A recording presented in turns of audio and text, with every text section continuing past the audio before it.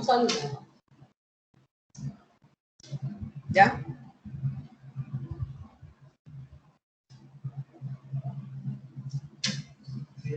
¿Ya? Bueno, ahora sí, buenas noches a todos. Disculpen la demora, pero teníamos un inconveniente aquí con el computador. ¿Están viendo todos la pantalla? Sí, doctora. Sí, doctora, sí se ve. Bueno, entonces en el día de hoy vamos a revisar dos temas importantes y que son, digamos que fundamentales que ustedes tengan conocimiento con respecto a ellos, porque constituyen una, digamos, de las principales causas de motivo de consulta, además del embarazo, en tanto en las urgencias como en las consultas de morbilidad en lo que respecta a ginecología. Y dentro de esos temas estaremos repasando lo que es el sangrado uterino anormal y la vaginitis que vimos, digamos que someramente en la clase anterior. ¿Me están escuchando bien? Sí, doctora. Ok, perfecto. Les decía que el sangrado uterino anormal y la vaginitis junto con el embarazo son las principales motivos de consulta en ginecología y obstetricia. No voy digamos que a mencionar o no vamos a referirnos en el día de hoy a lo que es el embarazo en sí, porque realmente es un tema extenso y que sé, por lo que yo estuve de profesora en quinto semestre, que va a ser quizás el primer tema revisado cuando hagan la rotación por ginecología, en donde verán todo lo que es los cambios fisiológicos durante el embarazo, el examen físico de la embarazada, la determinación de lo que es la edad gestacional, la fecha probable de parto, lo que es el bienestar fetal.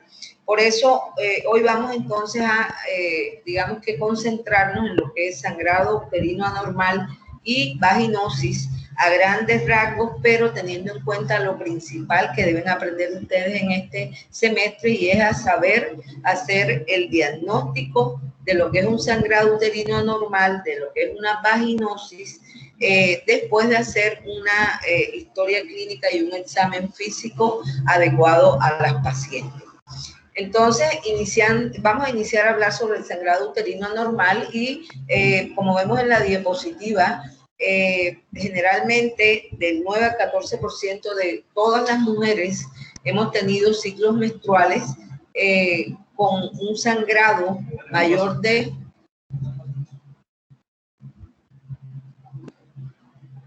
O sea, no es decir. Un momentico, por favor.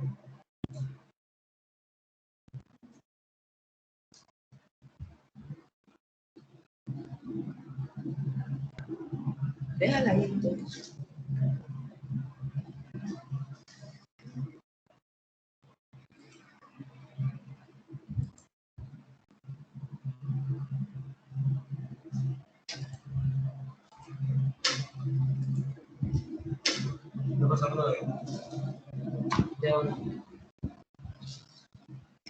Un 9 o un 14% de las mujeres hemos presentado ciclos menstruales en donde la cantidad de sangre ha sido mayor de 80 mililitros por ciclo.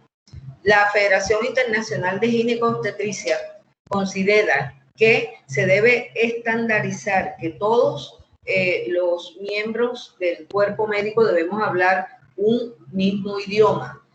Anteriormente utilizábamos los términos metrorragia, menorragia, hemorragia uterina disfuncional, ¿verdad? Hemorragia uterina normal, pero hoy en día, según las directrices de la FIGO, utilizamos el término de sangrado uterino anormal y eliminamos el resto de, digamos, términos que estábamos utilizando. O sea que si antes en una historia clínica, cuando se nos presentaba en la urgencia una paciente con un sangrado vaginal diferente al sangrado menstrual que se presenta en otra etapa del mes, que tiene unas características diferentes, nos vamos a referir como sangrado uterino anormal. Vamos a recordar a recordar un poco cuáles son los patrones normales de la menstruación. Entonces, dentro de estos patrones normales encontramos una variedad de datos que son importantes y que lo, digamos, más, digamos, indispensable que tenemos nosotros como médicos es que la paciente a la que estamos haciendo el interrogatorio, ¿verdad?, nos exprese de manera adecuada y nosotros sepamos encaminar el interrogatorio para que la paciente nos especifique por qué ella siente que su sangrado no es el normal de la menstruación. Entonces, la duración normal del sangrado menstrual va entre 3 a 8 días, ¿verdad? Generalmente, recuerden ustedes en la imagen que tenemos aquí a mano derecha abajo, tenemos una gráfica de lo que es el ciclo menstrual y el ciclo ovárico, ¿verdad? Recuerden que el ciclo ovárico se inicia durante la pubertad, desde la menarquia, cuando se alcanza la madurez del eje hipotálamo, hipófisis, ovario. El hipotálamo libera la hormona liberadora de la gonadotropina que actúa sobre la hipófisis, quienes va a producir las gonadotropinas humanas, que son la hormona luteinizante y la hormona folículo estimulante. Estas dos hormonas actúan sobre los ovarios en la etapa de la pubertad y cuando se da esa, digamos que acción directa sobre los ovarios, empieza la maduración folicular y es cuando se presenta la menarquia e inician los ciclos menstruales en la mujer. Entonces, lo normal es que el ciclo, digamos, menstrual tenga una duración de 21 a 35 días. Hay muchas variaciones, como ustedes ven en la diapositiva, dice que se puede presentar con una variación normal de ciclo a ciclo de más o menos 2 a 20 días. La cantidad normal del sangrado menstrual va de 5 a 80 mililitros, varía de una mujer a otra, y la frecuencia de la menstruación puede tener un intervalo que va de 24 a 38 días, pero como les digo, lo habitual es que sea entre 21 y 35 días. O sea que si una paciente nos dice que a ella le viene la menstruación todos los meses, más o menos cada 23 días, eso está dentro del ciclo normal. Que le viene más o menos cada 34 días, está dentro de un ciclo menstrual. Es anormal cuando se presentan ciclos menores de 21 días, o sea que antes de 21 días le vuelve a venir el sangrado o después de los 35 días le vuelve a venir el sangrado. Recuerden que cuando el ciclo es menor de 21 días, decimos que la paciente presenta una polimenorrea. Cuando es mayor a 35 días, decimos que la paciente tiene un ciclo con oligomenorrea. Entonces, ¿cuál es la terminología de las variaciones del sangrado menstrual? ¿Verdad? Aquí vamos a primero determinar unas definiciones que son importantes. Fíjense lo que yo les hablaba de lo que es un sangrado uterino anormal y lo que es una hemorragia uterina anormal. Entonces, entendemos como un sangrado uterino anormal la variación del ciclo menstrual normal de una mujer, ¿verdad? Mientras que cuando hablamos de una hemorragia uterina normal, es la presentación aumentada en duración y cantidad únicamente del sangrado menstrual. Espero que les quede claro estos dos conceptos. Cuando es sangrado uterino anormal, es la variación del ciclo menstrual normal, que no solamente incluye la duración y la cantidad, sino la regularidad, la frecuencia, ¿verdad?, la duración y la cantidad del sangrado. De ahí que la Federación Internacional de Ginecología y Obstetricia pues tomara como sangrado uterino anormal el término que usamos actualmente para referirnos a las alteraciones menstruales que presenta una mujer. Ahora, ¿cómo clasificamos el sangrado uterino anormal en una mujer no embarazada? Y aquí es importante que ustedes tengan en cuenta estas dos memotecnias, ¿verdad? Que son PAL, P-A-L-M, y COEIN, C-O-E-I-N, ¿verdad? Sangrado uterino anormal de pacientes no embarazadas. Entonces, PAL, ¿verdad? Como hablamos acá en esta diapositiva, quiere decir la P, la presencia de pólipo, la A, la presencia de adenomiosis, la L, la presencia de leiomioma o miomatosis uterina, y la M, presencia de cualquier lesión maligna o lesión hiperplástica a nivel de la cavidad uterina. Entonces, estas hemorragias uterinas anormales o sangrados uterinos anormales son de origen anatómico. Recuerden siempre esto. PAL, sangrado uterino anormal de origen anatómico. Pólipo, adenomiosis, leiomioma y lesiones malignas. Ahora, cuando hablamos de COEIN, la C, ¿verdad? Se está relacionada con unidades que no, apaguen los micrófonos, por favor, que no se detectan con imágenes o estudios histopatológicos. ¿Qué quiere decir esto? Que se relacionan con otras patologías o con otros factores. Por ejemplo, antecedentes de coágulo.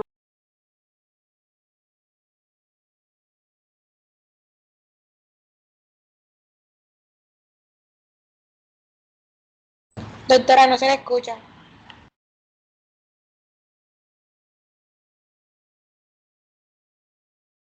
Doctora, se silenció, doctora. Ya. Ahora sí. Sí, ya. Sí, señora. Listo. Bueno, entonces dentro del COEIN, que quiere decir la C, coagulopatías, la O, ovulación anormal, la E, patología de origen endometrial, la I, causa iatrogénica, y la N, la no clasificada. Entonces, estas son entidades que se definen solo por estudios de laboratorio, por pruebas hormonales o por conclusión, o sea que no tienen ninguna alteración anatómica que las produzca. Grábense esos dos términos, PAL y COEIN. Ya ustedes saben, cuando estén revisando una paciente con un sangrado uterino anormal, que ustedes hacen el examen físico o hacen el interrogatorio y ella le dice, no, es que a mí me dijeron en una ecografía que yo tenía unos miomas. Ya ustedes saben que hace parte de las patologías del grupo PAL, o sea que hay un defecto anatómico. Si la paciente les dice, no, lo que pasa es que yo tuve un episodio de una trombosis venosa profunda y estoy utilizando enoxieparina, que es un anticoagulante, ya ustedes saben que pertenece al grupo de COEIN, que es producido por factores farmacológicos.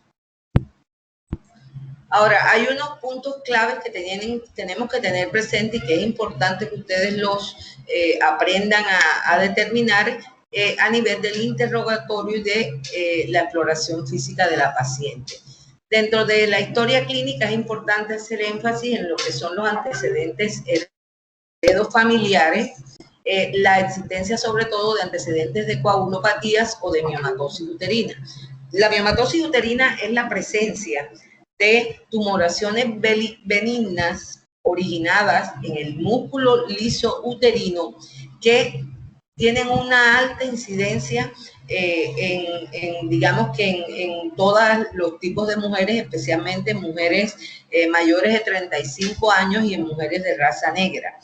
Estos miomas uterinos tienen, digamos, la característica que como es una hipertrofia del tejido miometrial, ¿verdad?, del músculo uterino, hace que la cavidad endometrial aumente. Luego entonces toda paciente, en el 90% de las veces que presenta antecedentes, ustedes le hacen el diagnóstico de una miomatosis porque hacen el tacto vaginal y sienten que el útero, que normalmente tiene una forma de pera, ¿verdad?, una perita, sienten una bolita a un lado, una bolita de superficie lisa, que tiene la misma textura del resto del tejido uterino, ustedes se van orientando hacia una miomatosis uterina como causa de ese sangrado uterino anormal.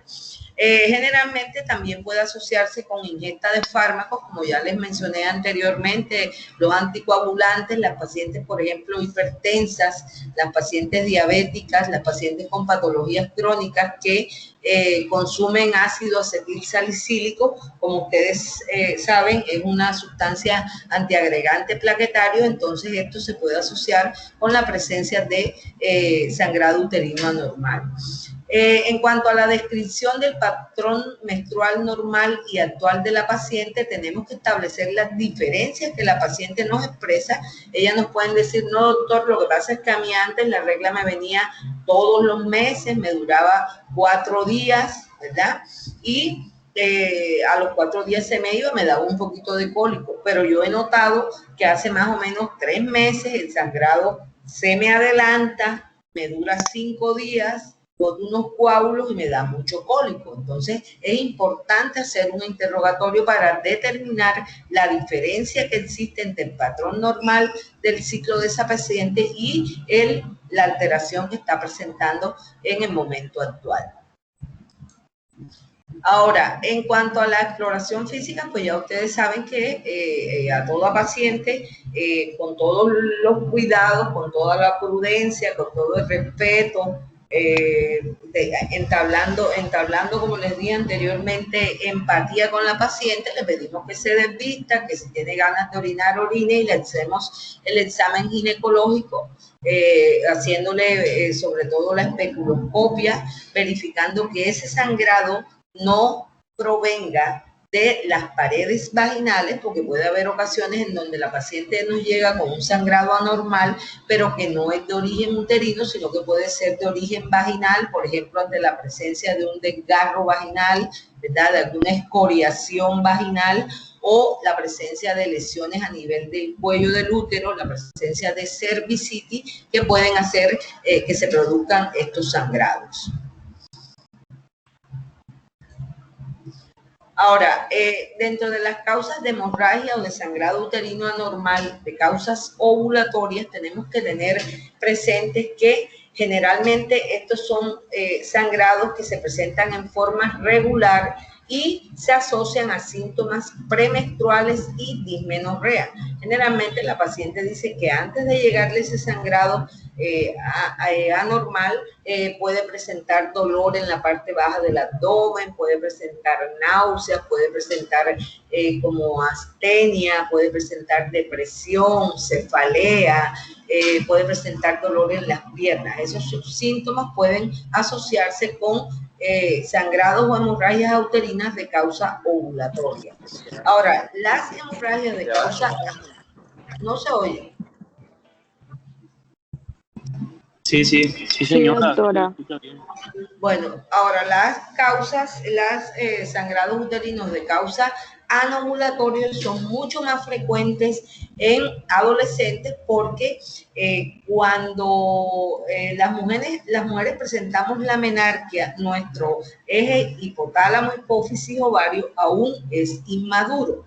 Yo puedo, digamos que, suponer que muchas de las niñas que están aquí presentes, cuando tuvieron su menarquia, tuvieron después un periodo de varios meses, incluso puede durar hasta un año, año y medio, de periodos de amenorrea o de periodos de que le venía una manchita cada 2 meses, hasta que se instaura ya lo que es el ciclo menstrual normal, que se alcanza cuando el eje hipotálamo, hipófisis, ovario alcanza la madurez. Lo mismo que estos sangrados de causa o de origen anovulatorio ocurren en la etapa de la perimenopausia por, digamos que la disminución en la secreción hormonal que se presenta en la etapa del climaterio. Climaterio es el periodo que rodea a la menopausia. Menopausia es el momento en que a mí se me suspende la menstruación, cuando ya la menstruación no me viene más.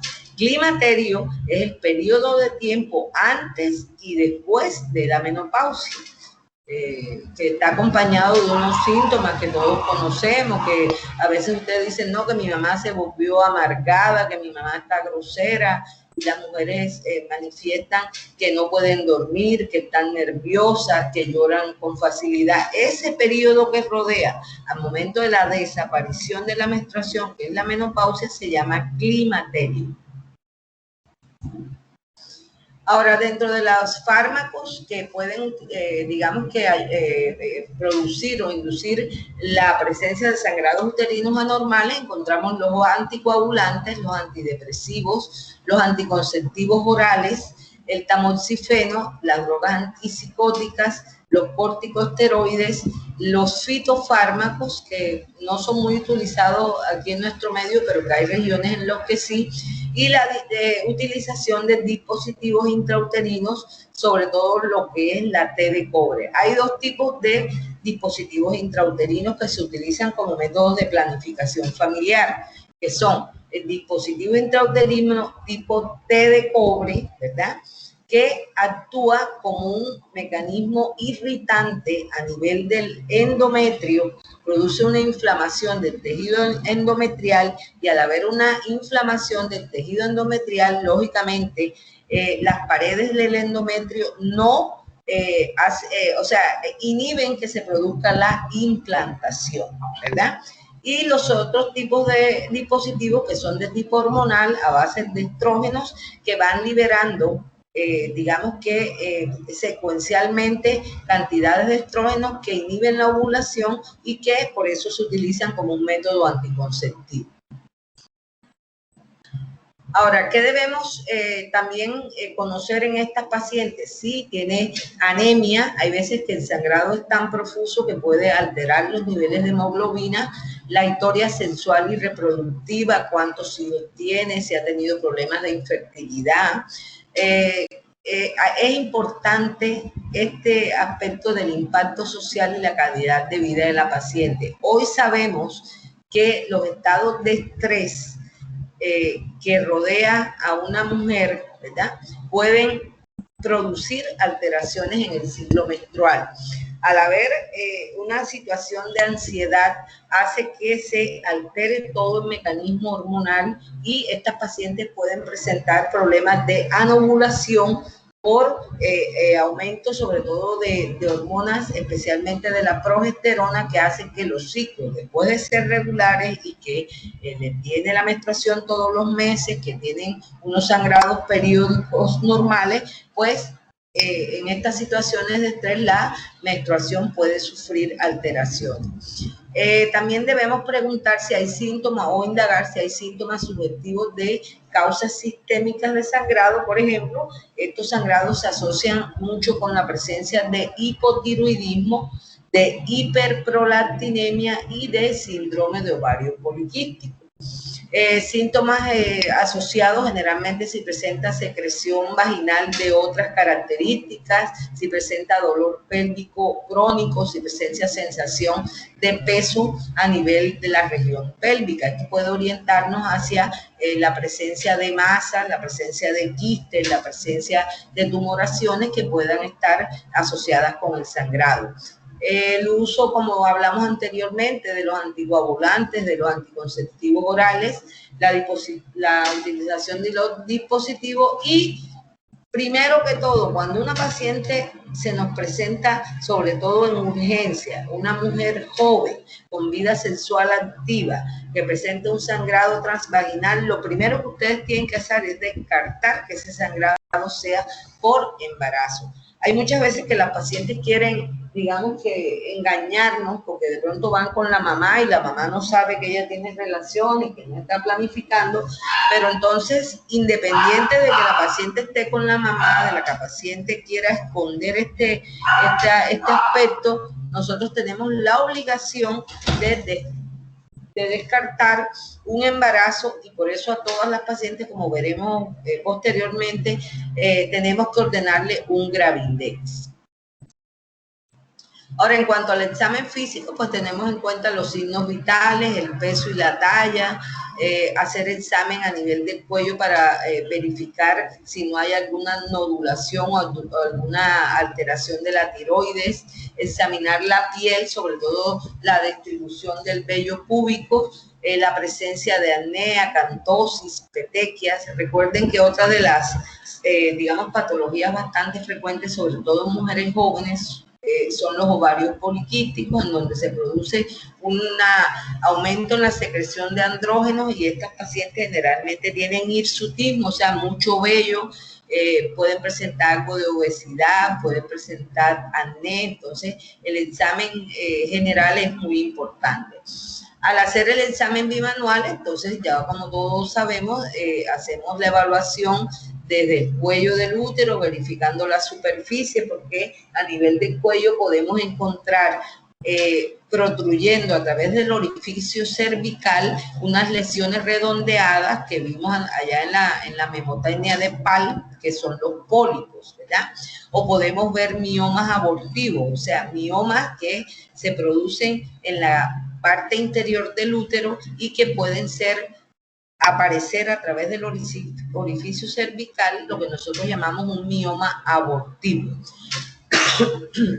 Y verificar la existencia de obesidad en la paciente. Recuerden que porque cuando, por ejemplo, si yo toda la vida he sido gordita y empiezo a bajar de peso, puedo empezar a tener sangrados uterinos anormales, porque en el tejido adiposo se producen sobre todo estrógenos, que si yo he pasado toda mi vida obesa, mi ciclo se adapta a esa cantidad de estrógenos que yo estoy produciendo en mi tejido adiposo. Pero si yo bajo de peso, si yo me opero, si yo me hago el bypass y bajo bastante de peso, el ciclo menstrual se me altera y se vuelve a normalizar cuando yo me estabilice en un peso, digamos que adecuado, y esa sobreproducción de estrógenos disminuye.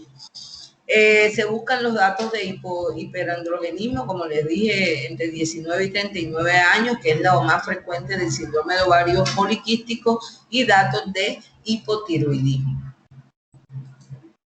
En la exploración ginecológica se debe incluir la inspección de la vulva, de la vagina, del ano, de la uretra y del cervix. En caso de que la paciente tenga una vida sexual activa, si la paciente no tiene vida sexual activa, lógicamente sabemos que el tacto vaginal está, digamos que no lo podemos utilizar. En todas estas pacientes generalmente nos basamos en la utilización de la ecografía.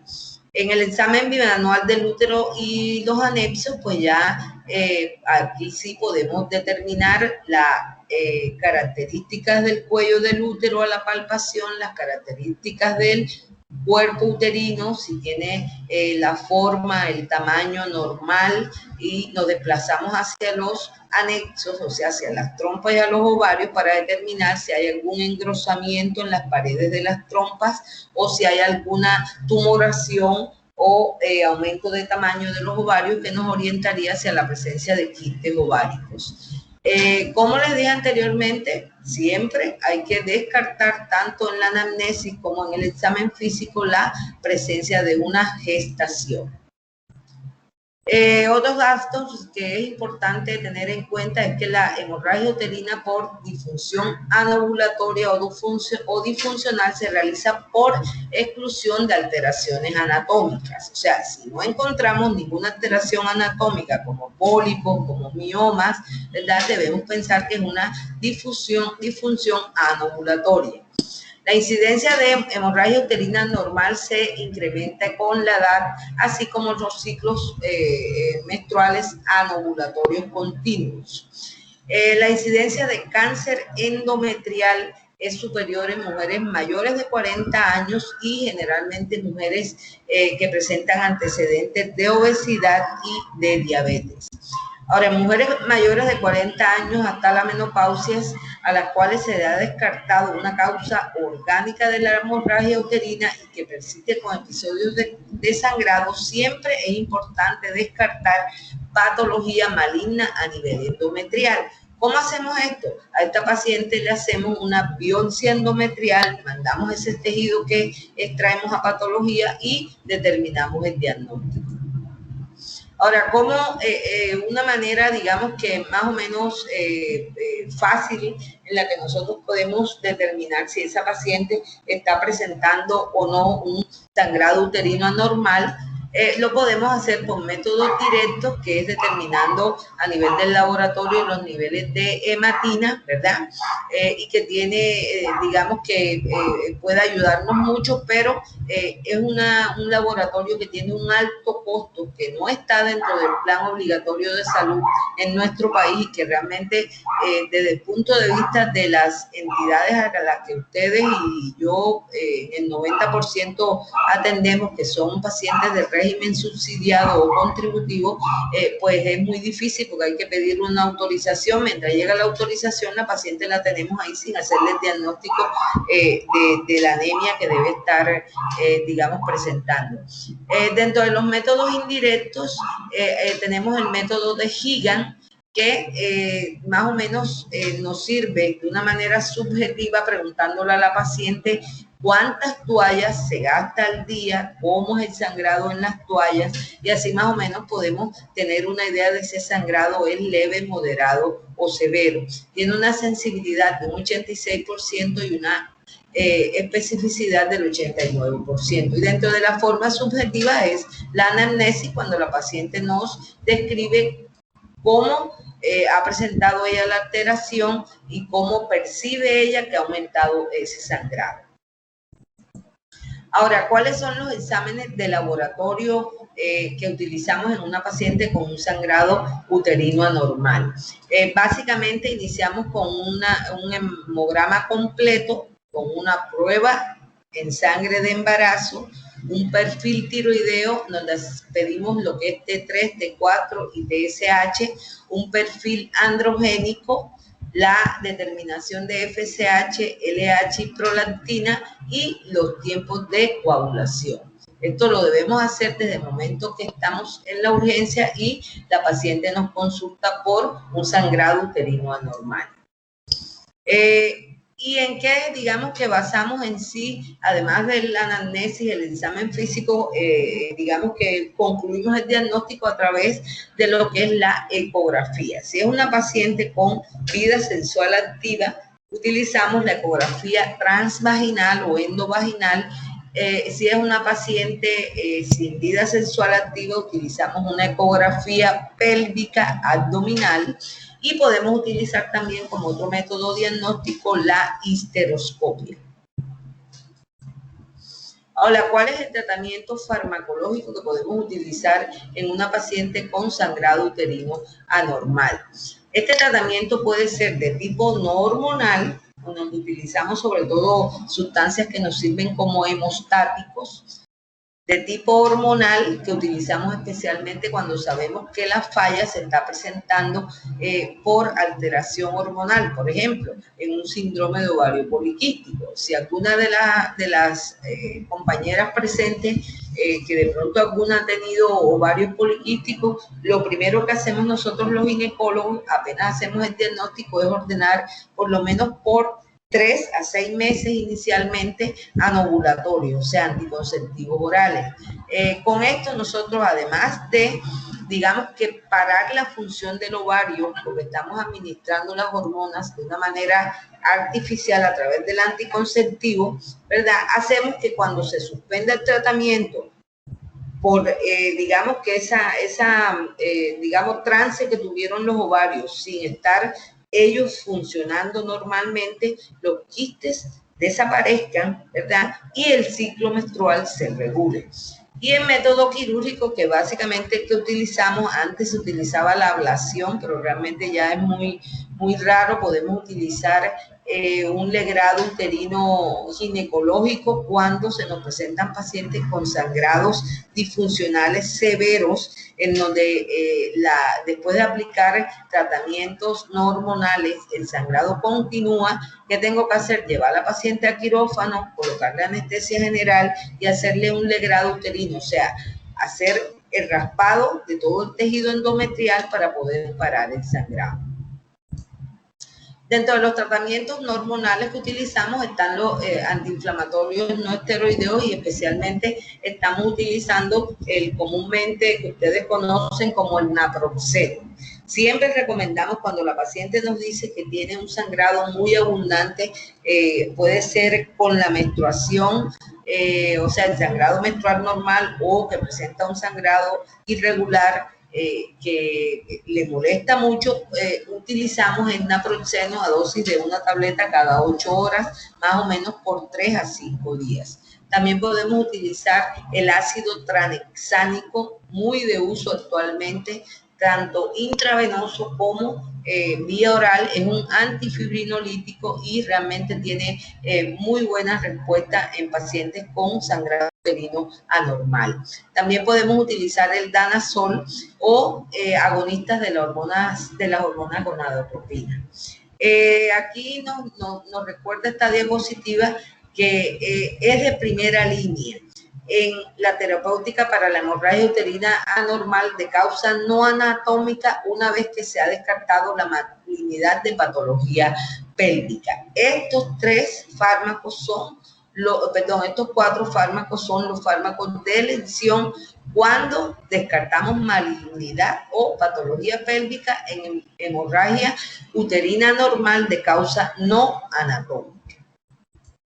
En cuanto al tratamiento hormonal, pues utilizamos los anticonceptivos orales a base de estrógenos y ustedes saben que los anticonceptivos, bueno, todavía eso no lo han visto, van a verlo en farmacología, pero los anticonceptivos orales pueden ser combinados, o sea, que están compuestos por estrógenos y progesterona, puede ser solo de estrógenos o puede ser solo de progesterona.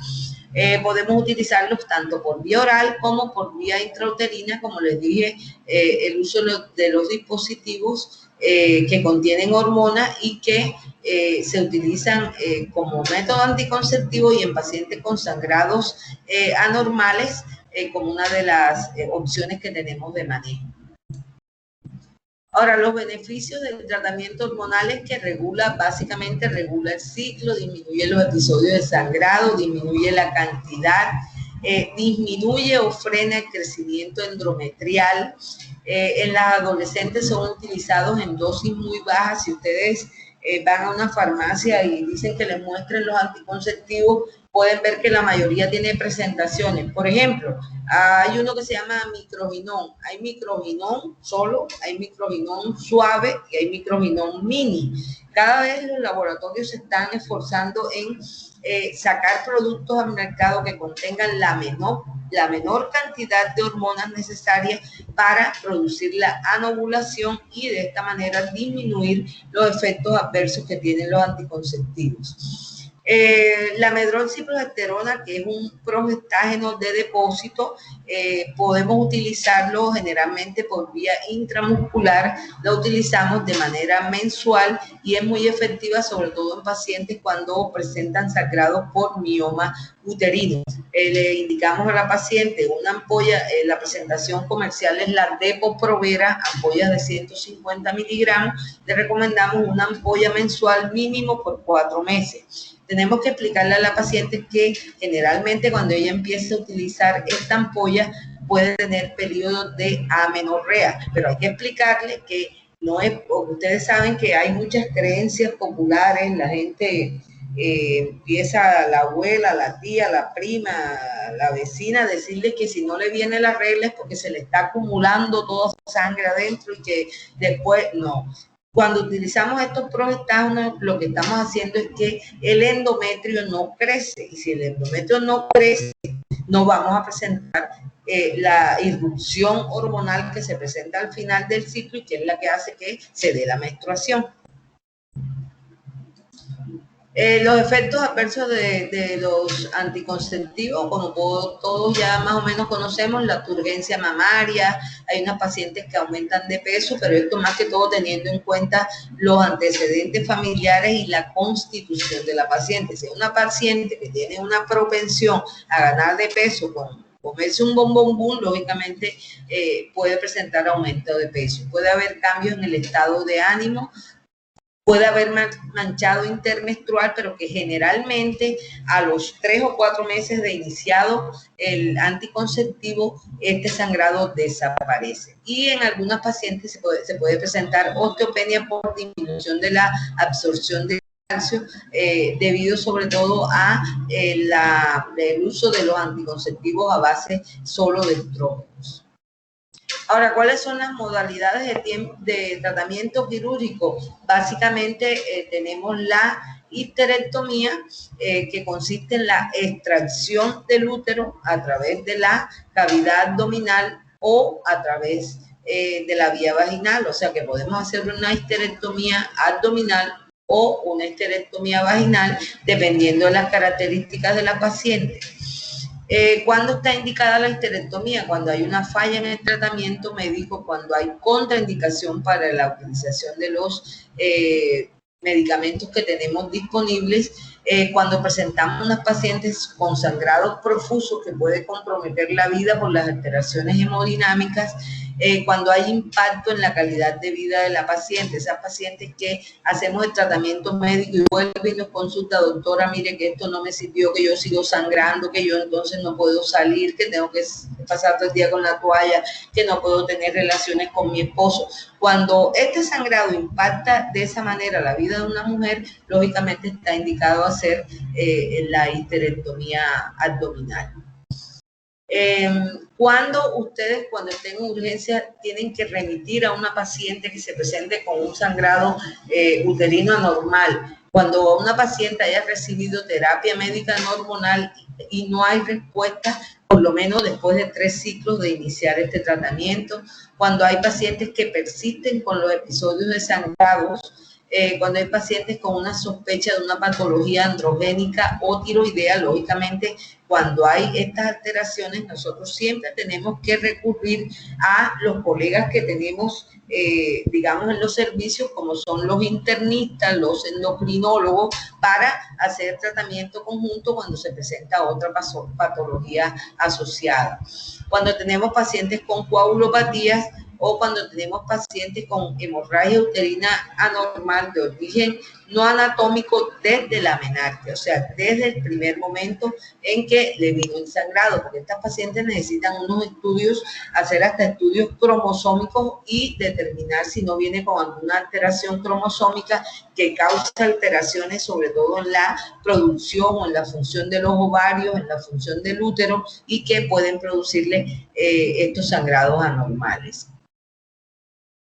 Generalmente hay que incluir la historia clínica completa, los laboratorios que le hicimos, la prueba de embarazo, la ecografía pélvica, si en el medio en que estamos, pues se puede hacer, y siempre hay que tener presente que a toda paciente, cuando llegue con un sangrado, después de hacerle el examen físico, debemos preguntarle si ella se ha hecho citología con frecuencia o en un tiempo cercano. ¿Por qué? Porque otro de los motivos de sangrado transvaginal anormal son las lesiones malignas del cuello del útero. Entonces, si al examen físico nosotros encontramos algún aspecto, alguna alteración en el cuello del útero que nos haga sospechar que ese sangrado que está proveniente del cuello uterino puede ser debido a un cáncer cervical, la paciente debemos indagarle si tiene Papa Nicolau o citología hecha en un tiempo, digamos que reciente. Entonces, fíjense que ya como conclusión, este sistema, digamos que de clasificación del sangrado uterino normal, es una manera fácil de poder ustedes orientarse en el diagnóstico cuando les consulte a una paciente. Ya saben que el origen puede ser del sangrado, puede ser de tipo anatómico o no anatómico. Recuerden, PAL y COEI, ¿ok? PAL es cuando hay pólipos, problemas de adenomiosis, problemas de leiomiomas, ¿verdad? O problemas de lesiones malignas. Hoy es cuando hay coagulopatía, síndrome ovario poliquístico, problemas hormonales. ¿Quedaron más o menos claros ahí? Doctora. Sí, doctora. Doctora, yo tengo una pregunta. Hola, ¿me escucha? ¿Aló? Sí. Cuando usted nos habló del tratamiento que se administran AINES, antifibrinolíticos de tipo, bueno, danazol y agonistas de hormonas liberadoras de gonadotropina, es para la hemorragia uterina normal de origen anatómico, ¿cierto que sí? De ¿Normal o origen anormal? no anatómico, no anatómico. Ajá, no De anatómico. origen no Pero, anatómico, o sea, cuando es por alteración, digamos, de la función hormonal, ¿ya?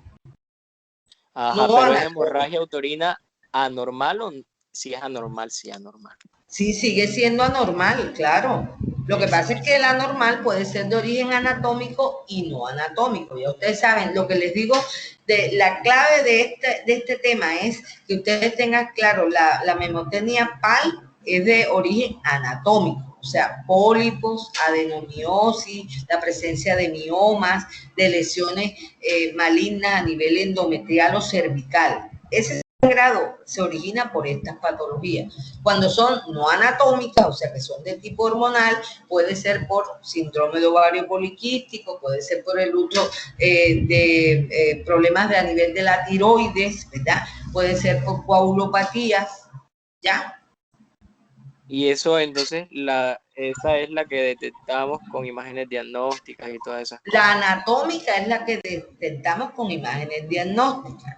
¿Ya? La no Ajá, sí. anatómica es la que detectamos con las pruebas de laboratorio. Porque tú puedes Ajá, claro. tener por ejemplo, en un hipotiroidismo, tú puedes tener un útero, unos ovarios y unas trompas y un cuello normal, ¿ya? Entonces la imagen diagnóstica no te va a decir nada. En cambio, si tú tienes una miomatosis, la ecografía te lo va a decir, ¿ya? Si tú tienes una hiperplasia del endometrio, en la ecografía va a salir el endometrio engrosado. Si tú tienes un pólipo, te va a definir la ecografía transvaginal que hay una lesión polipoidea a nivel del orificio cervical. ¿Sí entiendes? Doctora, entonces cuando ya son diagnosticadas por ecografía, no es necesario ¿Cómo? acudir a ¿Cómo? Entonces cuando ya son diagnosticadas por ecografía, ya no es necesario atribuir a otros exámenes. Si ya tú tienes un diagnóstico, una paciente que se te presenta con un sangrado uterino anormal, que tú le haces el examen físico y ves que a nivel del anexo, de la trompa derecha, del anexo, del ovario, le encuentras una masa redondeada, fluctuante, superficializa, le ordenas la ecografía si tiene vida sexual transvaginal o si no, pélvica, y el radiólogo te describe, se encuentra una imagen redondeada, contenido líquido de 5 por 4 centímetros, dependiente de anexo, tú dices, bueno, ese sangrado es producido por un cisto ovario, ¿ya?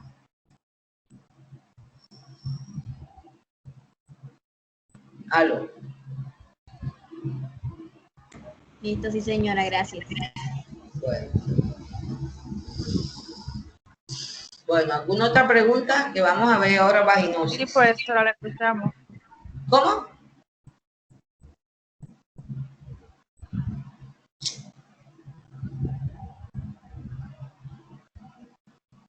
¿No tiene más preguntas? No, doctora. Ok. Bueno, entonces, como vimos la vez anterior, hablamos un poco sobre lo que son las vaginosis, ¿verdad? Acuérdense que las tres principales son por cándida, por tricomonas y por bacterias, especialmente la Carnierella vaginal. Es uno de los motivos de consulta más frecuentes. Yo que diariamente veo un promedio de 30 pacientes, tanto ginecológicas como obstétricas, de lunes a viernes, por lo menos el 80% de esas pacientes, independiente del motivo de consulta de base, por ejemplo, puede que sea el control del embarazo, o puede que sea porque quiere hacerse pomeroid, o porque le estoy haciendo el manejo por una miomatosis. Además de eso, me dice que tiene flujo. De ahí que sea importante que ustedes desde este semestre queden claros en hacer un diagnóstico adecuado para hacer el tratamiento indicado en las pacientes dependiendo de las características de la secreción vaginal. Entonces, es una de las primeras causas de motivo de consulta en la atención primaria. Es una inflamación de la vagina que provoca una secreción de determinadas características que requiere de un interrogatorio completo, de un examen físico y de un análisis de la secreción vaginal para determinar el germen que la está causando. Generalmente cuando hay presencia de una secreción vaginal anormal y o prurito vulvar o irritación que puede tener o no mal olor. Siempre que encontramos secreción vaginal acompañado o no de prurito y que tiene o no mal olor, podemos hablar de la presencia de una vaginitis. El 90% puede ser causada por la cándida, la tricomona o la vaginosis bacteriana, en donde la más frecuente es la garnera y la vaginal. El 9.9% es por causa no infecciosa, especialmente en pacientes menopáusicas y postmenopáusicas y en pacientes que hacen a veces fenómenos de, digamos que respuestas alérgicas, especialmente al uso de alguna clase de preservativos cuando se tienen las relaciones sexuales o de algunas sustancias que muchos de los ginecólogos no estamos de acuerdo en esas modas que se inventan, que salió el jabón íntimo tal, nosotras, jabón íntimo no. La vagina tiene una flora vaginal normal que nosotros no debemos alterar. Cuando nosotros, sin tener ninguna alteración, nos ponemos a estar realizándonos duchas vaginales o realizándonos lavados vaginales con estos jabones íntimos, podemos hacer que la flora vaginal normal se altere y esto nos haga propensos a infecciones, a vaginosis, que pueden ser por hongos o por bacterias o incluso hasta por gérmenes que de la región del ano pasan hacia la vagina. Y si acabamos con la microbiota normal que tiene la vagina, pues somos más propensas a las vaginitis. Por eso yo le aconsejo a las niñas utilizar en lo mínimo que puedan estos jabones íntimos que ahora están muy de moda. Una pequeña porción de estas pacientes quedan sin diagnóstico y siempre tenemos que tener en cuenta que no sea una inflamación de la vagina, sino que venga de una inflamación del cuello uterino.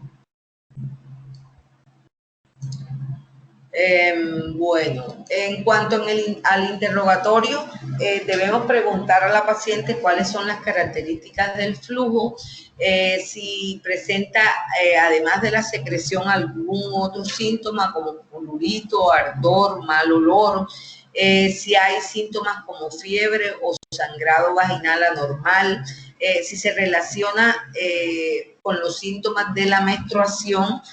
Hay pacientes que pueden presentar la presencia de flujo, sobre todo después que salen de la menstruación, pero generalmente se pueden producir por contaminación por el uso de los tampones o de las toallas sanitarias que sí, como en nuestro medio, sobre todo la temperatura de ambiente es tan alta, puede producir alteraciones a nivel del pH vaginal y hacer que después que ya dejamos de utilizar las toallas por el periodo menstrual, pues tengamos la presencia de una secreción anormal.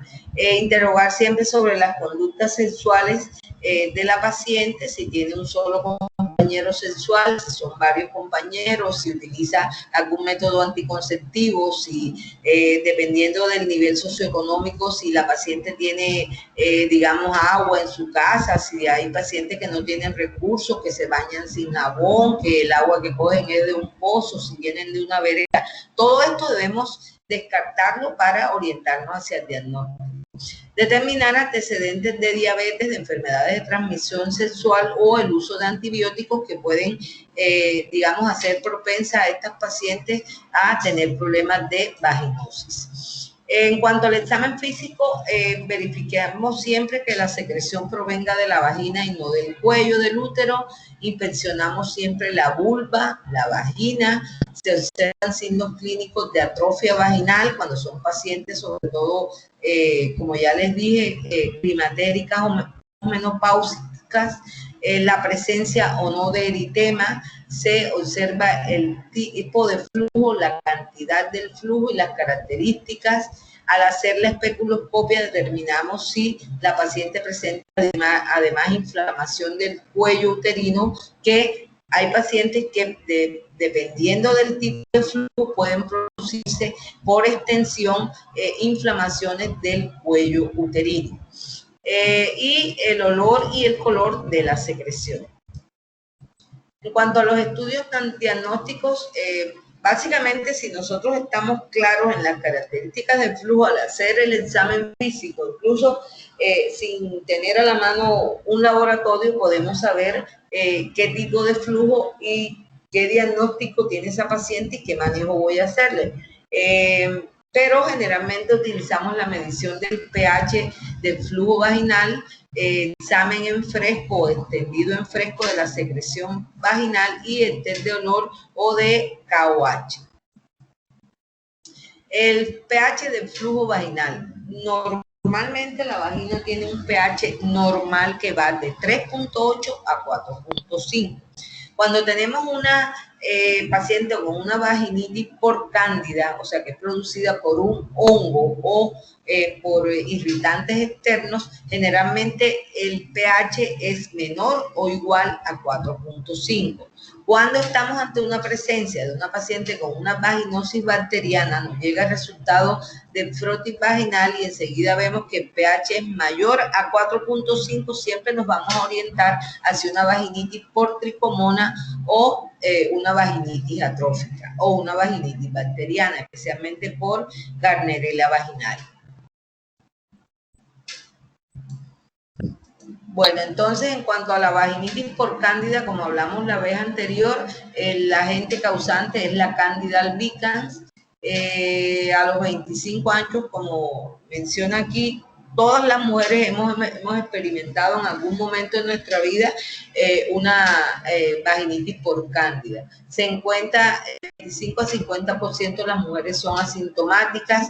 Existen factores que desencadenan, como por ejemplo diabetes no controlada. Hay pacientes a las que se le hace el diagnóstico de diabetes por vaginitis por cándida a repetición. Entonces, cuando ya el ginecólogo está desesperado, que le manda esto, que le manda lo otro, y la paciente mejora un momento y recae, que el prurito vaginal, que la secreción blanca, lechosa, como si fuera queso, le ordenamos una glicemia o una hemoglobina glicosilada y podemos hacer el diagnóstico de diabetes mellitus. El uso de los corticoides, de antibióticos y de anticonceptivos orales.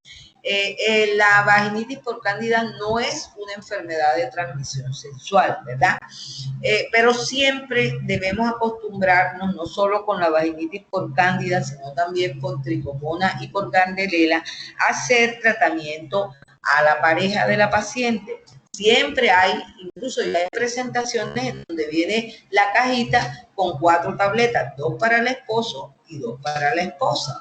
Porque nada hacemos nosotros haciéndole el tratamiento a la paciente y inmediatamente tenga relaciones sexuales si ella fue la del foco, la que tenía la cándida a nivel del aparato genital. Cuando tuvo relaciones con el esposo, se lo pasa al esposo. Generalmente a los hombres, estas, digamos que vaginosis, si ellos se contaminan, no presentan ninguna sintomatología.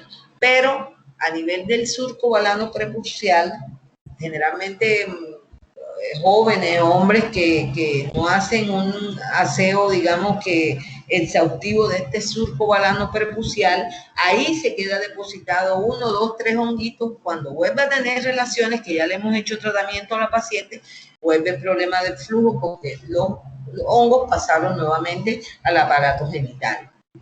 Generalmente el flujo por cándida es de aspecto de yogur o leche cortada o nata, blanco, grumoso, no tiene mal olor, el pH es menor o igual a 4.5, cuando se observan en el microscopio hay levaduras y cuando se le agrega el KOH hay una sensibilidad del 80%. Generalmente el cultivo lo realizamos, pero como es digamos, un examen que se demora 3 a 4 días para darnos el resultado, y si ya nosotros simplemente con el examen físico y con la observación de las levaduras en el froti tenemos la indicación de que es un hongo, pues ya iniciamos tratamiento.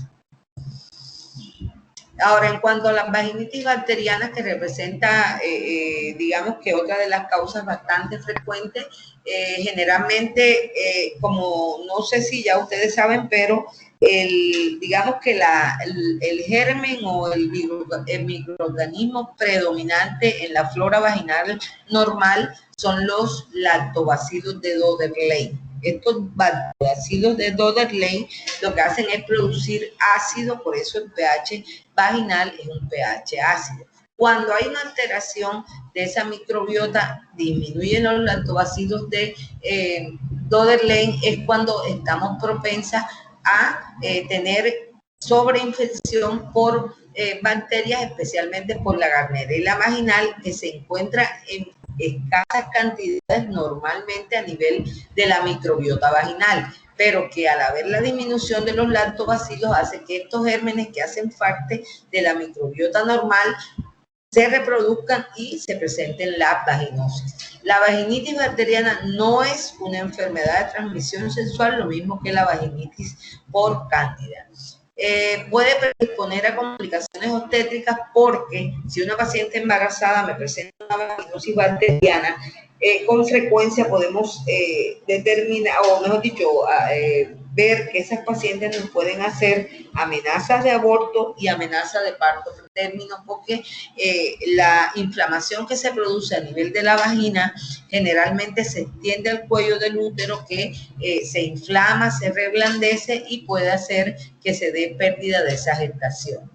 Generalmente no hay prurito vulvar o ardor, se presenta una secreción vaginal anormal, el flujo tiene siempre mal olor, la paciente dice que huele a pescado, y cuando ustedes hacen el examen, yo personalmente, cuando una paciente me consulta por un flujo vaginal, siempre con una distancia adecuada huelo ese flujo.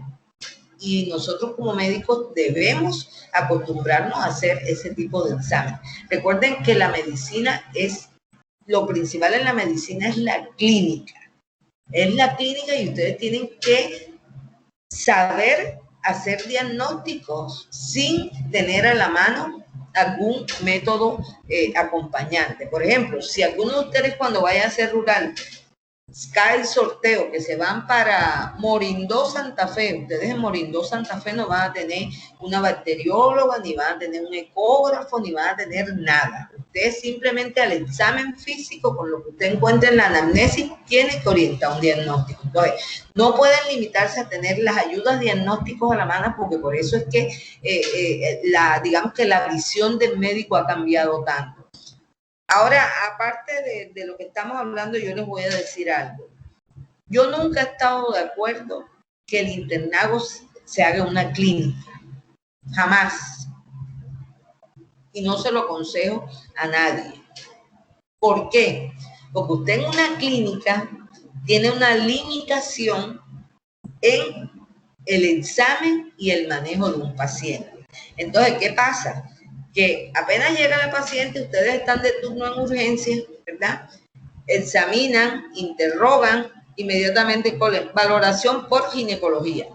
Y ya hasta ahí llegó la función de ustedes. Y así no está bien. Porque cuando ustedes salgan de ese internado, que tengan que ya desempeñarse como médicos, van a estar limitados en, digamos, en la práctica de los conocimientos que están adquiriendo ahora en la facultad.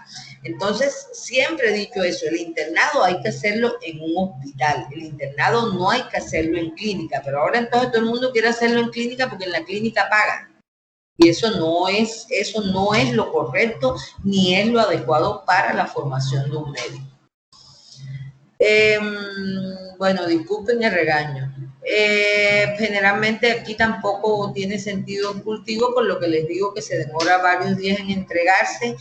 Y tenemos en cuenta 4 criterios en donde si nosotros encontramos 3 de estos criterios presentes, hacemos el diagnóstico de una vaginosis bacteriana. Se llaman criterios de Hansen. Si tenemos una secreción no inflamatoria homogénea, si el pH de la secreción es mayor de 4.5, si se observan células guías en el microscopio o si el test de KOH o el test de amina es un test positivo. Si tenemos 3 de estos, digamos, criterios de Hansen, hacemos el diagnóstico de vaginitis bacteriana.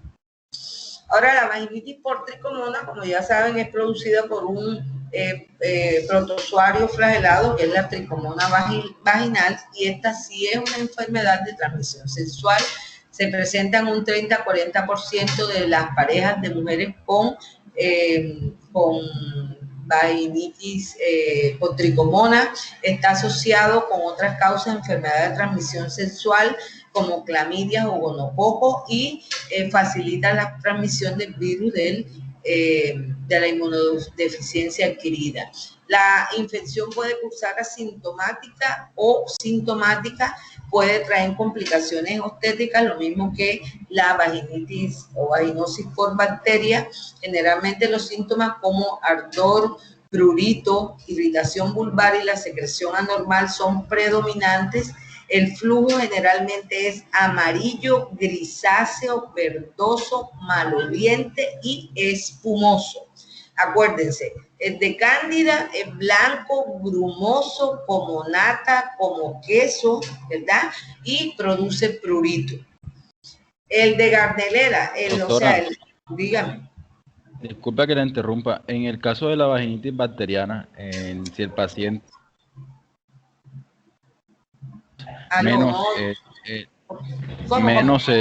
¿me escucha? Ya, si vuelve, dime nuevamente que no te escuché, se cortó. Bueno. Aló. No te estoy escuchando. Ahí me escucha, disculpe. Ahí sí. No, le decía que en el caso de la vaginitis bacteriana, en el caso del cual la paciente presente todos los síntomas, menos en el caso de que el KOH salga negativo, ¿cómo podemos identificar ahí la vaginitis? O sea, presenta plurito, secreciones, de todo tipo de síntomas menos el KOH. En el caso sería positivo, pero en el diagnóstico, en el examen de laboratorio sale negativo. Exacto, entonces, tiene 3 criterios. Si recuerda los criterios de Hansen que vimos, son 4 criterios. Si tenemos 3 criterios positivos, hacemos el diagnóstico. ¿Ya? Puede tener todo. ¿Oíste?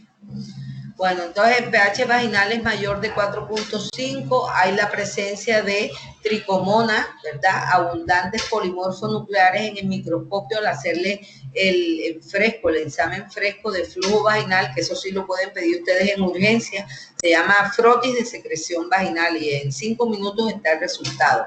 Y el test de amina o de KOH es siempre positivo. Y la vaginitis atrófica, que se produce al disminuir la producción de estrógeno, por eso es más frecuente en las mujeres posmenopáusicas o menopáusicas, generalmente se caracteriza por sequedad vaginal, ardor coital, dispareunia y a veces hasta sangrado leve por la misma resequedad que tienen las paredes de la vagina, se escorian las paredes y pueden producir sangrado. A la especuloscopia encontramos una mucosa vaginal delgada, a veces con petequias, podemos visualizar atrofia al examen de la vulva, el flujo es mayor de 4.5, ¿verdad? A veces puede ser acuoso o, cero sanguinolento. En la citología tiene alta sensibilidad y especificidad para hacer el diagnóstico de la vaginitis atrófica y se pueden presentar cambios reactivos por atrofia. Para finalizar, yo, aunque de pronto no es, digamos, el tema, sí quería recomendarle para que ustedes más o menos se vayan, digamos que familiarizando con el manejo de estas vaginitis, ¿verdad?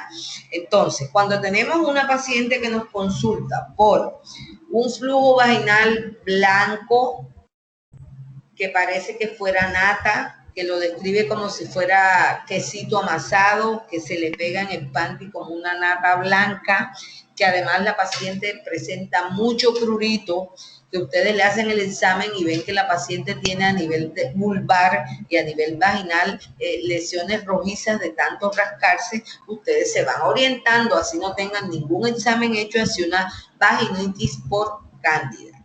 En esta paciente podemos utilizar tratamiento combinado vía oral con tratamiento intravaginal. Los más recomendados son la utilización de derivados de imidazólicos, por ejemplo, el fluconazol, ¿verdad? En tabletas. Le mandamos 150 miligramos a la paciente cada 2 días por 3 dosis, la misma dosis al esposo, acompañado de la utilización transvaginal de clotrimazol o de nistatina en óvulos todas las noches. Siempre les recomiendo a mis pacientes, recuerden que el pH de la vagina es un pH ácido, ¿cierto? Entonces, hay unas presentaciones comerciales que venden, pero que tienen un alto costo. Puede costar el frasquito 80, 90 mil pesos, que son a base de ácido acético. ¿Qué les recomiendo yo a mis pacientes, que son en la mayoría pacientes de bajos recursos? Bueno, le hago la fórmula. Fluconazol, tabletas de 150 miligramos, número 3. Una tableta cada 3 días vía oral. Segundo, nistatina óvulos, número 10. Aplicar un óvulo en la noche. ¿Qué le recomiendo yo a esa paciente? Que antes de aplicarse el medicamento vía vaginal, ponga a hervir un poquito de agua, puede ser 1 litro de agua. Cuando el agua esté fría, esa agua la echan en una tacita y a ese litro de agua le van a agregar 2 cucharadas de vinagre blanco, que en la casa de cualquiera pueden haber, o le pide al vecino 2 cucharaditas de vinagre blanco. Agrega esas 2 cucharadas de vinagre blanco al agua, la revuelve y se lava los genitales con esa agua. ¿Qué estoy aportando ahí? Ácido acético. ¿Cómo es el pH de la vagina normal? Ácido. Entonces estoy ayudando a mejorar el pH vaginal y esto me puede coadyuvar en el tratamiento de esas pacientes. Ahora, cuando la paciente se nos presenta con un flujo que característicamente tiene un color amarillo, que huele mal, cuando ustedes le dicen a la paciente, acuéstate en la camilla, la paciente coloca los pies en los estribos, abre las piernas, a ustedes les pega ese olor. Esa paciente tiene una vaginosis bacteriana. Inmediatamente yo me oriento hacia ese diagnóstico y hago tratamiento, tanto vía oral con antibióticos tipo cefradina, cefalicina, amoxicilina, acompañado con tratamiento intravaginal a base de clindamicina. Hay presentaciones que tienen tanto óvulos como crema vaginal a base de clindamicina y debemos siempre ordenarle que antes de aplicarse por la noche la crema o el óvulo se lave con el agua con el vinagre blanco.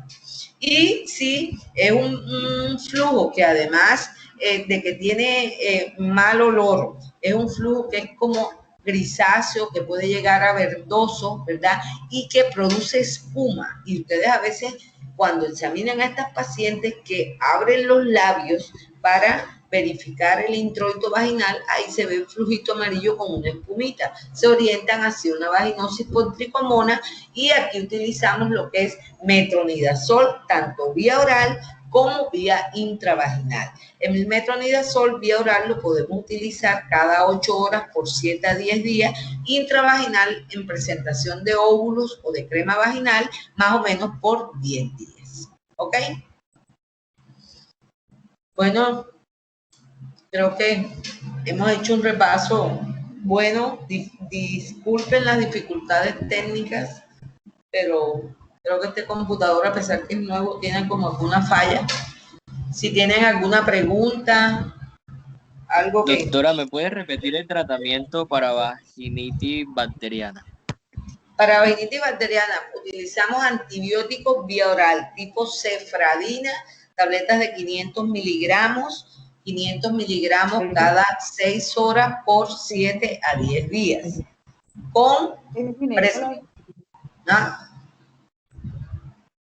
con presentación intravaginal, puede ser óvulo o puede ser crema vaginal de clindamicina.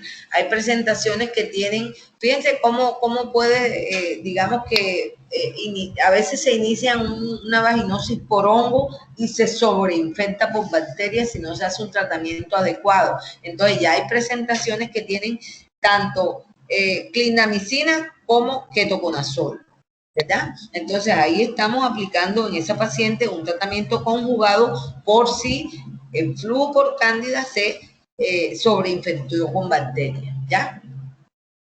Y a la vaginitis por atrofia, la que se produce al disminuir la producción Utilizamos estrógenos conjugados, crema vaginal, que hay también crema vaginal y hay óvulos vaginales.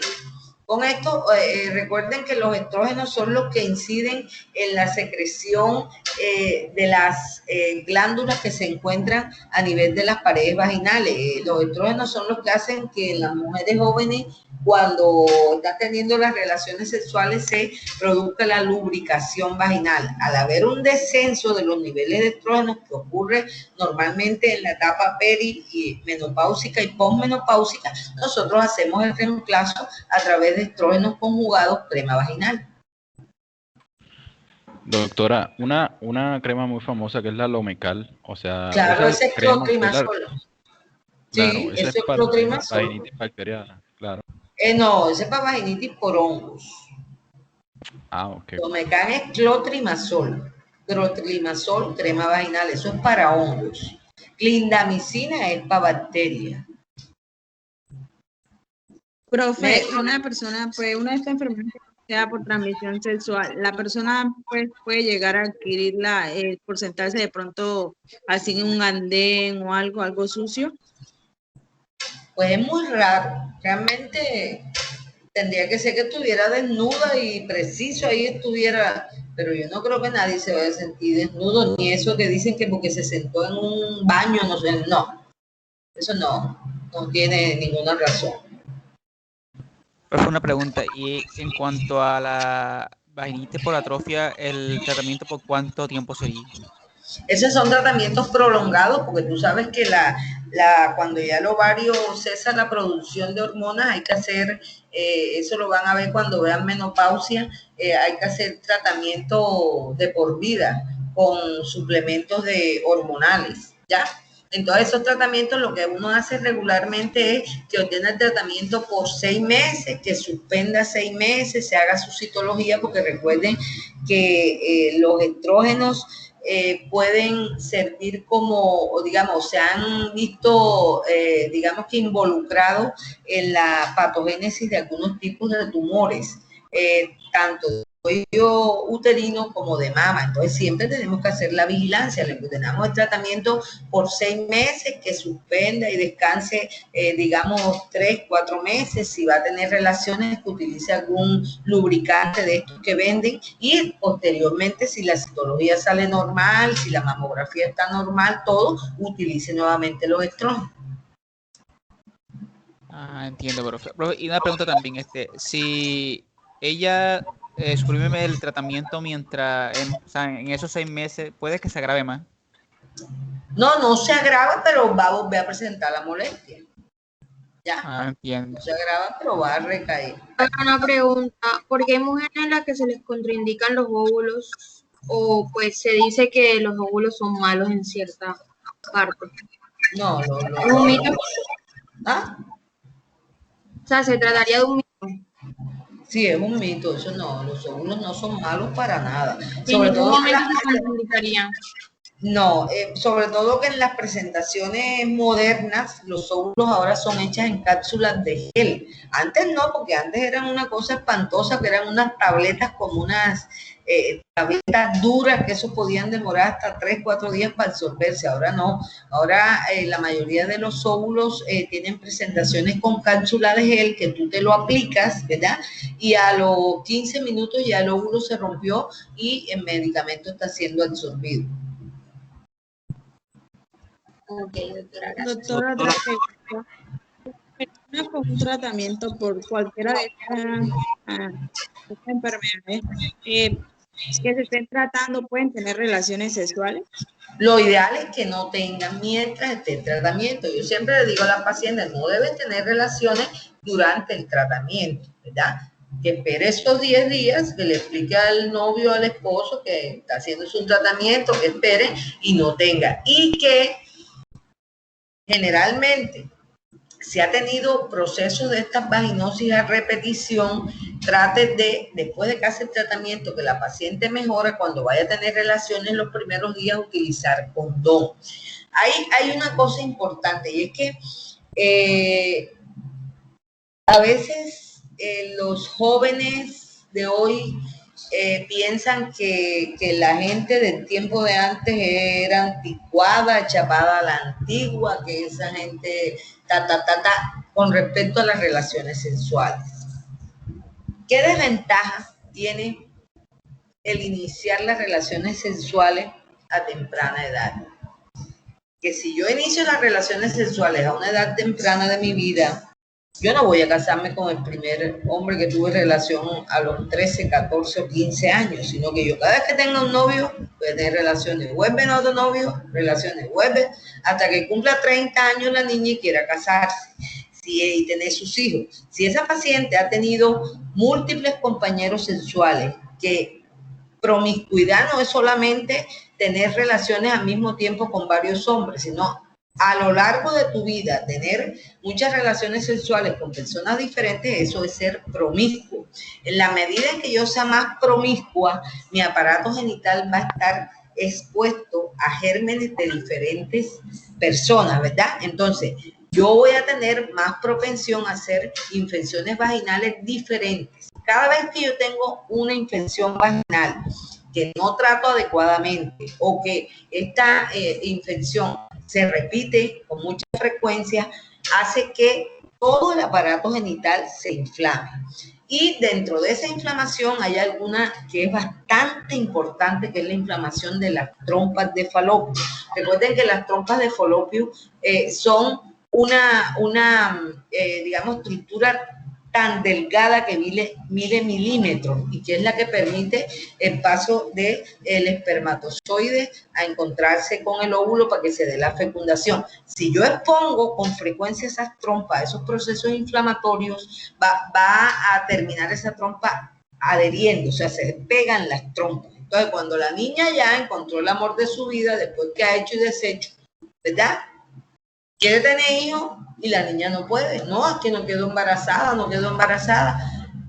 Ordenamos los exámenes, ordenamos las pruebas diagnósticas, hacemos la histerosalpingografía o la histeroscopia y vamos a ver que las dos trompas están obstruidas. Y esa niña no va a poder tener hijos. Entonces, fíjense hasta dónde llega el hecho de no ser yo responsable cuando tengo una vida sexual activa. No es que el papá, la abuela, el tío sean viejos temáticos, no. Fíjense hasta dónde puede llegar eso. Profe, una pregunta. ¿Y cómo sería el tratamiento en las mujeres embarazadas? Ya que el uso de fármacos es más limitado. No, pero es que hay medicamentos. Por ejemplo, el metronidazol lo podemos utilizar por vía transvaginal durante todo el embarazo. Durante el primer trimestre, en algunos estudios ha demostrado que tiene efectos teratogénicos, por eso no debemos utilizarlo vía oral, pero sí podemos utilizarlo por vía transvaginal. Las presentaciones de clindamicina, de clotrimazol, podemos utilizarlas por vía transvaginal sin ningún problema porque no producen ninguna alteración en el embarazo. Doctor, una pregunta. Dime mismo, diga. O sea, es como una inquietud que me genera, pues, que a veces algunas mujeres hablan así como coloquialmente, que, o sea, yo pensando siento que no es verdad, pero dicen que hay mujeres que estando embarazadas sus primeros meses les bajó la menstruación.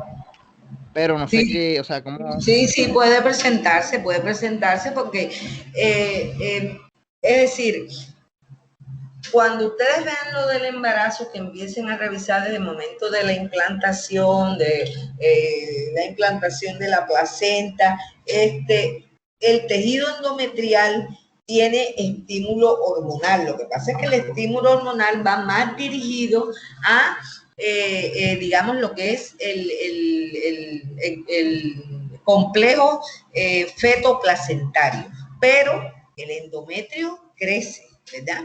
Y hay pacientes que no con frecuencia, pero sí pueden presentar sangrados todos los meses, claro que no con características iguales a lo de la menstruación normal sin embarazo, pero sí pueden presentar sangrados secuenciales como si fuera la menstruación, en un sangrado escaso, generalmente oscuro, pero que le viene todos los meses, porque segmentos del endometrio pueden alcanzar a digamos, desprenderse y salir a través del orificio cervical. Sí se pueden presentar, son raros, pero se pueden presentar. Gracias, doctora.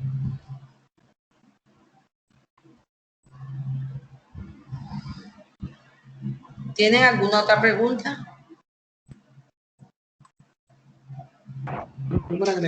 Maestra, otra pregunta. En el caso de las niñas que no han tenido relaciones sexuales y Sí. adquieren cualquiera pues la que no son por transmisión sexual, ¿ellas simplemente serían tópicos? Sí, claro, Y simplemente. orales. Si no es muy, digamos, muy severo, podemos utilizar vía oral, ¿verdad? Por ejemplo, hay presentaciones de antimicóticos vía oral para niños, hay en jarabe, hay en gotas, o si es una niña ya más grandecita que tome las tabletas o las cápsulas, se le manda fluconazol, se le puede mandar cefradina si son niñas pequeñas en suspensión. Generalmente cuando una niña pequeña presenta flujo, que también es bastante frecuente, es por contaminación del aparato genital con bacterias o parásitos del ano. Por eso siempre hay que recomendarle a las mamás que cuando las niñas pequeñas van a hacer las deposiciones, verifiquen la limpieza del área rectal del ano de la pacientica, porque como el espacio del periné es el espacio que está entre el ano y el orificio vaginal, es tan corto, y más en las niñas, ¿verdad? Que puede medir 1 centímetro. Si esa niñita tiene bacterias y tiene muchos parásitos en las materias fecales, ellas caminan y llegan hasta la vagina y producen problemas de flujo y vaginosis en esas pacienticas.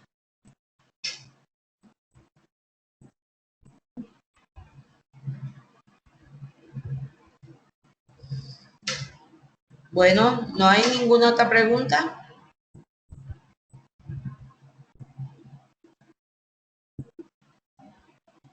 ¿Aló?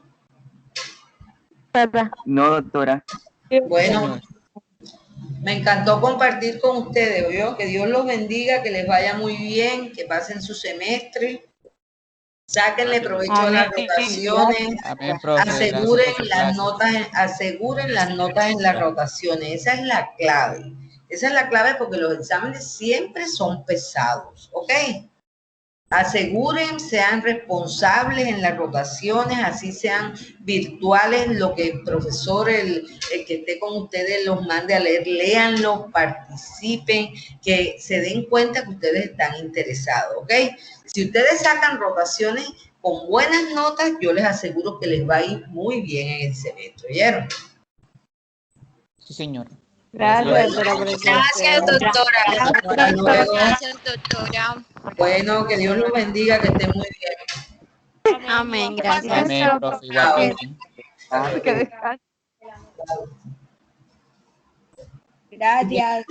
Bueno, mijita, chao.